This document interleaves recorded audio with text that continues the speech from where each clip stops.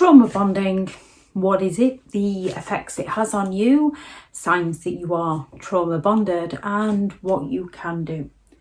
Trauma bonding is where a narcissistic person is basically going to traumatize you into bonding with them, into living life on their terms, into obeying their demands of you. It is done through emotional manipulation. You form an emotional attachment to them. You are gaslighted on so many levels into complying with them. You are traumatized into complying with them. Narcissistic people will put that pressure on you through fear, obligation, and guilt to live life on their terms, to help them out, to support them, to be there for them, to lose who you are, to drop your values, your opinions, and your beliefs, and live life on their terms.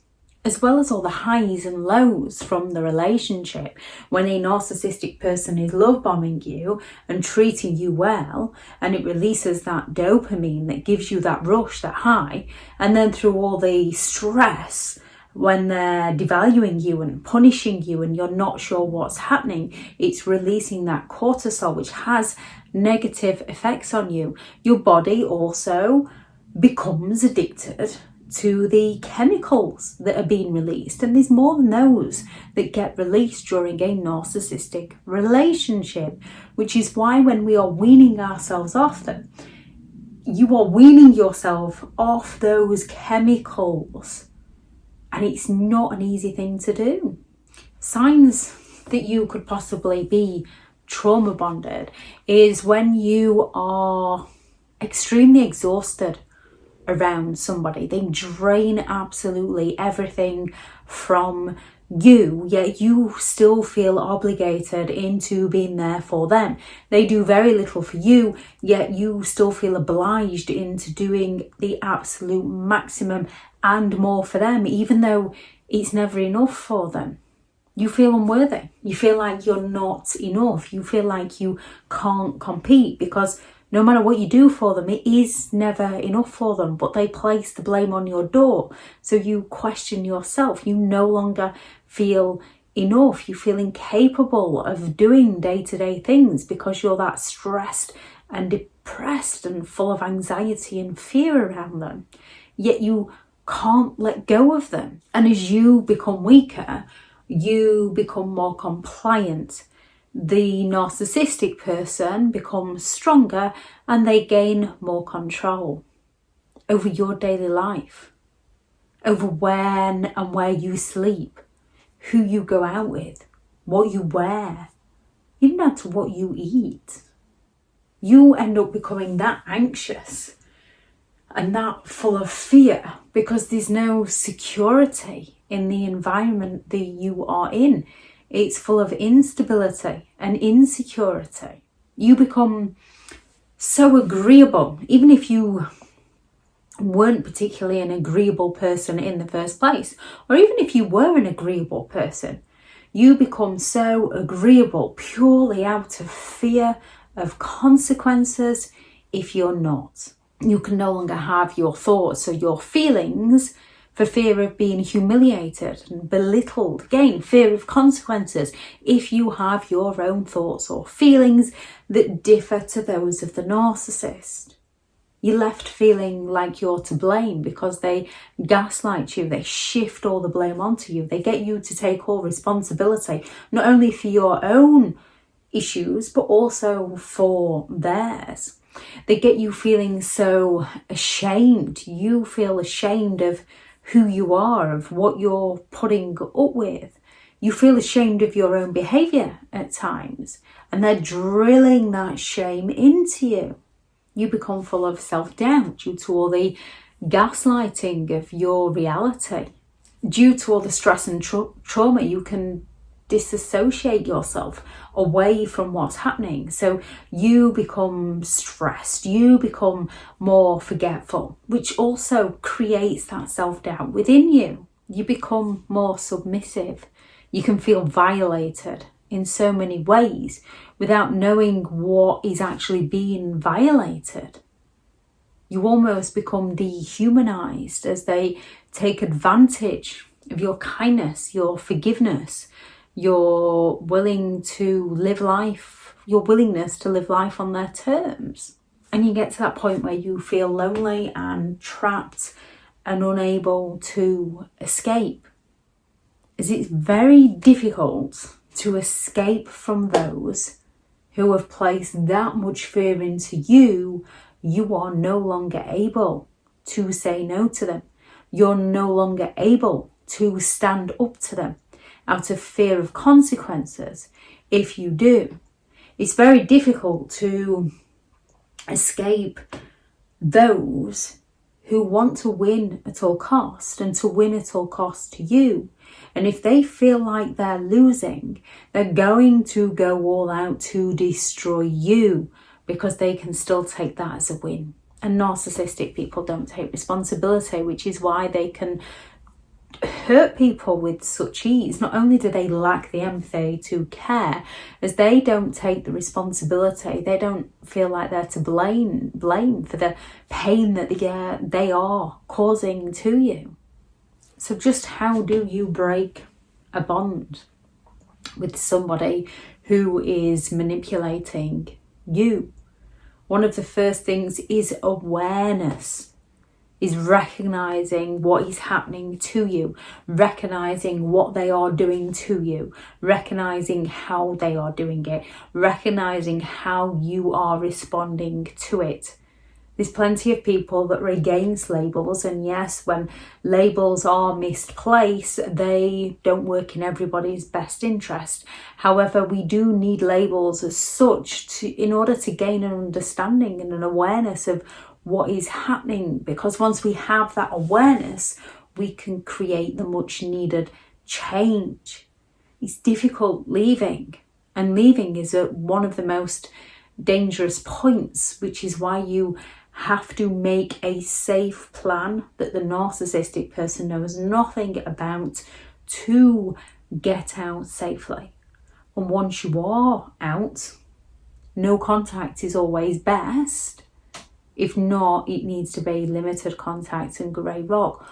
Always keep yourself safe. There is so much well-meaning advice on the internet, including on this channel. However, everyone's circumstances are different. So if you feel like some form of advice, although it might work for one person, if you feel like that is going to place you in danger, do not follow it. Listen to yourself, which is very difficult when you've been trained into listening to a narcissistic person. It's very difficult because you have that self-doubt of, yes, I should do that, but maybe I shouldn't do that. Listen to what you think is best. Perception of events is everything, and it's difficult getting your own perceptions back when you've been drilled into disbelieving the things that you saw with your own eyes, when you've been gaslighted and told that you didn't see that didn't happen, when you've been taught to disbelieve the very things that you heard, when you've been told and gaslighted that you're imagining things, when you've been taught to disbelieve in your own feelings because you've been accused of being too sensitive or overreacting. It's difficult to gain our perception back. However, we need to have our awareness, and we need to have our perception of events.